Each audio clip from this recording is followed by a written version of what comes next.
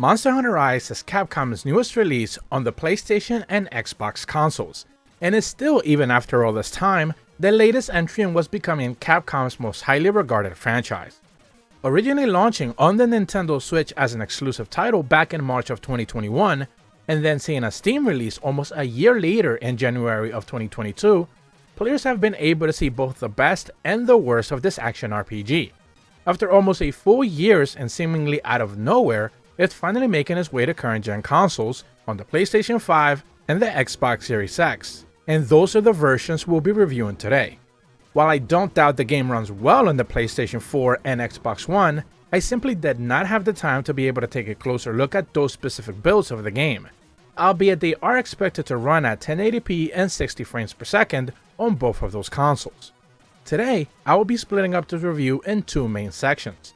First, I will be discussing the direct visual contrast versus the Nintendo Switch version, while easily being the most played entry so far, and touch upon the similarities of the PC build and current-gen consoles. Then, in the back end of the video, I will be discussing what new players can actually expect to see if they dip their toes into this Monster Hunter franchise for the very first time, and what makes Monster Hunter Rise specifically stand out as a unique entry within this said franchise. First off, I would like to thank Capcom for providing me with a review code for the PlayStation 5 build. However, based on my experience, you will be gaining access to both the PlayStation 5 and PlayStation 4 builds of the game if you just so happen to buy the PlayStation 5 version.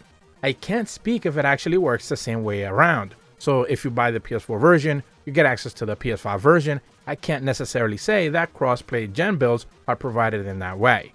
On the PlayStation 5, you'll notice that there's three performance settings: prioritize frame rates, prioritize graphics, and default.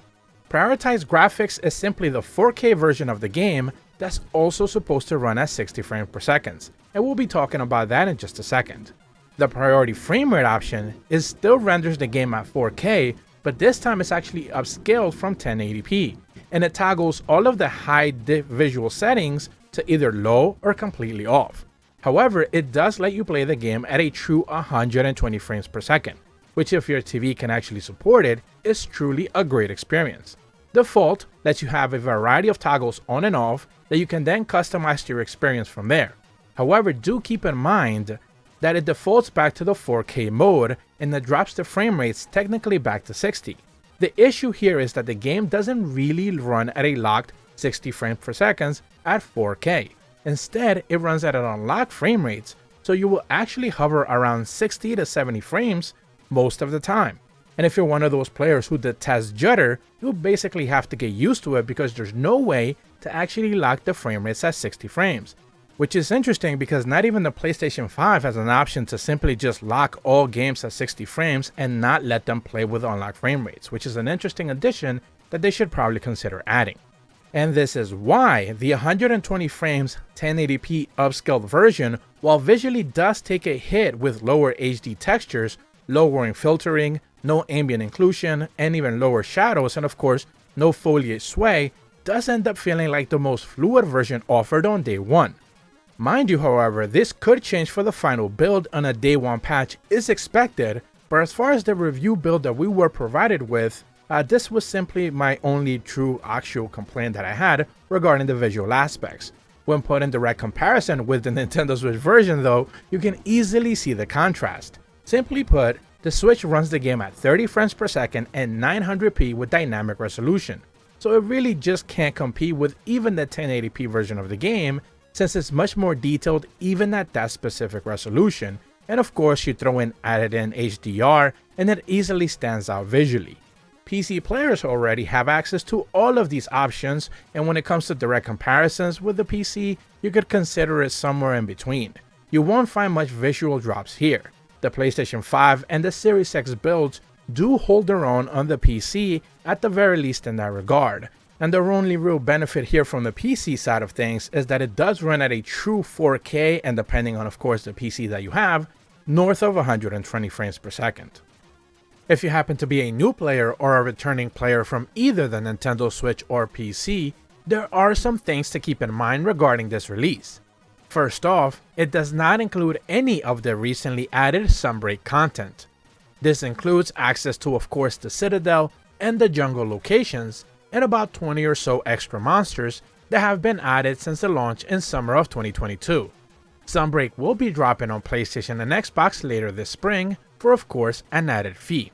However, you will see plenty of quality of life improvements and weapon balance changes, as well as have full access to every single event quest that was added for the year after Rise's launch. This includes access to all of the collaborations and even boosted armor sets. However, they will require you playing hard mode, so it'll take you a little bit to get there. The reason for that is that you will have no way to bring over any of your previously created characters on any of the previous consoles into these builds.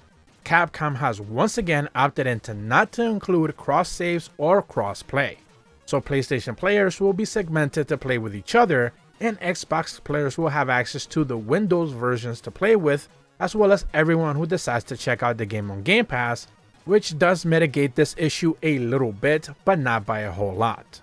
If this is the first time you're checking out Rise, know that there's 14 weapons you can choose right away. Finding the one that you think is the most fun will be the key to a prolonged stay. As you slowly progress, you'll be making your way through the lightly told story that you'll quickly get a grasp of the typical gameplay loop. Pick a monster you wish to take down, make your way into the map, hack away at it until it dies, pick up the rewards that you're assigned, and basically make your way back into town with enough materials to probably craft a new piece of armor. Find a new, tougher, more difficult target, and rinse and repeat. The game does not waver from this even hundreds of hours into it, and finding the perfect build, or maybe the proper playstyle that fits your wants and needs, and of course enjoying the experience with friends, which are a massive driving factor for newcomers to undertake. Sprinkled within all of this are the Rampage quests, which are something of a tower defense hunt where a mass of monsters attack all at once and you're given access to siege weapons to dispose of them.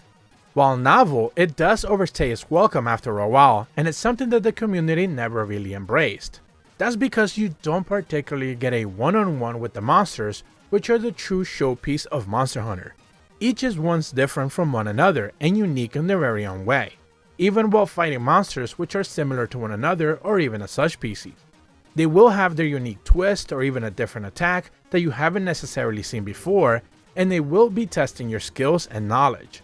Players have complained that there's a little bit of a learning curve for this franchise, and while it is true, eventually reaching the other end of it is truly something magnificent.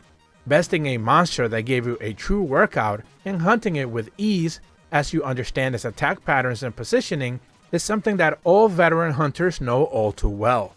The beauty isn't always in a single hunt or even the rewards achieved, but the knowledge attained in that encounter. Monster Hunter Rise is easily one of the highlight entries in the Monster Hunter franchise, and when PlayStation and Xbox players get access to Sunbreak, even more of that will shine through. For now, know that this is easily the most polished console release of the game, and one truly worth taking a dip into for the very first time players, or even returning players alike.